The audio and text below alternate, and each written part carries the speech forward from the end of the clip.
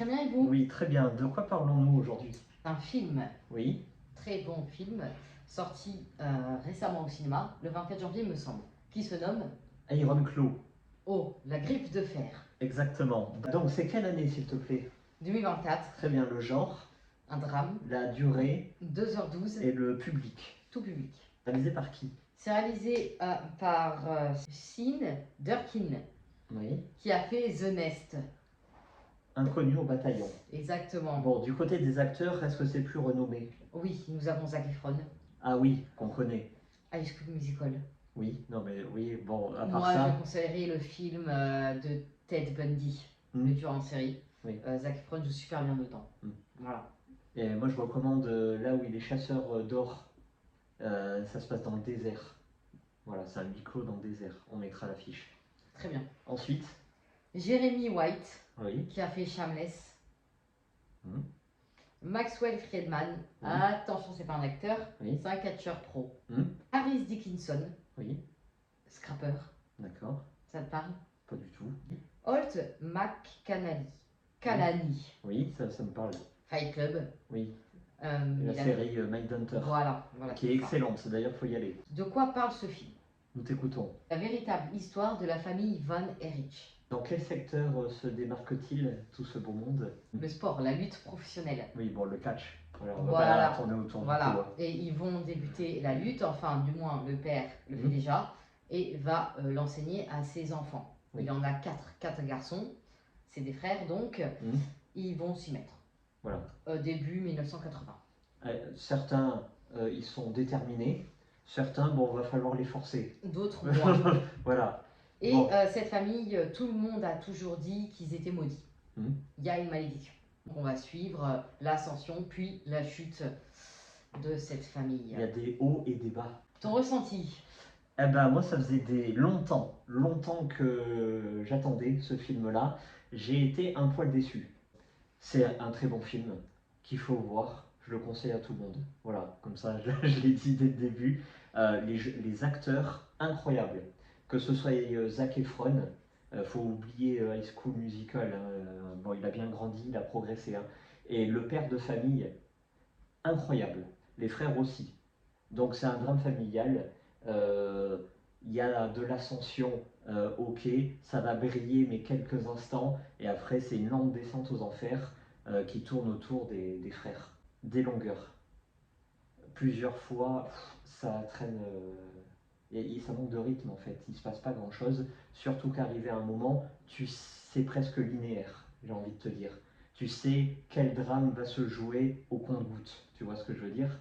Je veux pas trop m'exprimer pour pas te spoiler, mais on comprend vers où s'oriente le film, et donc il n'y a pas trop de surprises, quelques longueurs, mais ça reste très bien réalisé et très bien joué.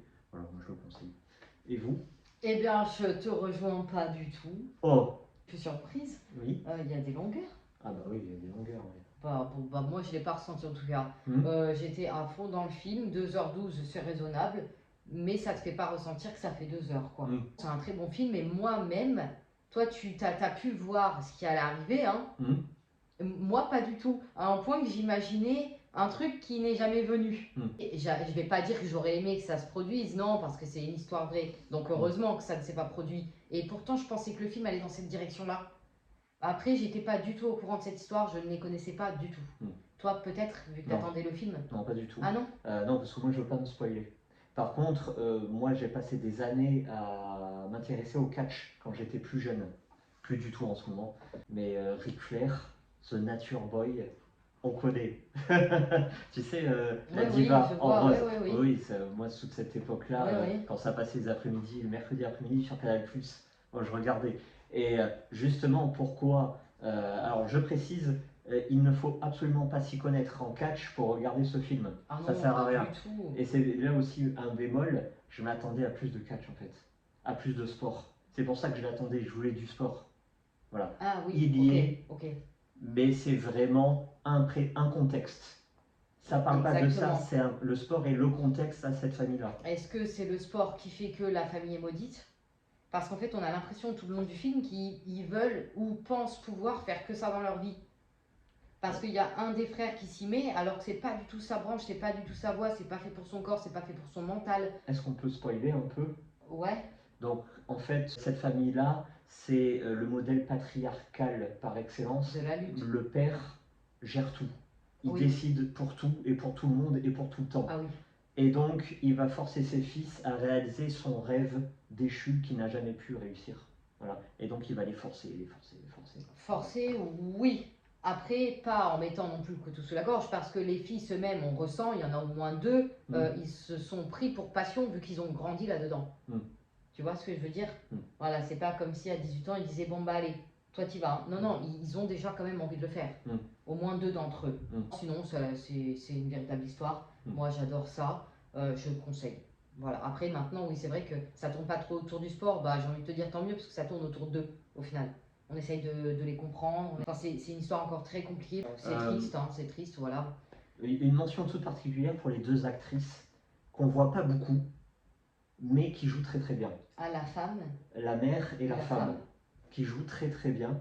C'est aussi le modèle patriarcal, on voit bien les 2 générations. Juste. Oui. La mère, enfin par un moment, il t'arrive autant de malheur, t'arrêtes de bassiner les gens avec Dieu. Voilà. Ou à alors, un moment, il faut arrêter. Ou alors c'est l'inverse. Plus tu as du malheur et plus tu cherches du soutien et du réconfort dans ta religion.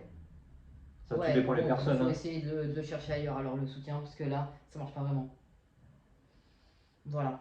Voilà. C'est un autre débat. Bref, on la voit pas assez, je pense. La mère, elle a pas pris assez part dans cette histoire, malheureusement. Mais c'est un film qui est riche en questionnements. Il y a plusieurs thèmes, il y a plusieurs questions, il y a plusieurs existences, exactement. Il y a plusieurs générations. Voilà, plusieurs psychologies, donc je le conseille. C'est quand même une belle histoire d'amour, de fratrie. Voilà, les frères entre eux, ils sont inséparables, ils sont soudés, ils vivent pour eux à la base des bases.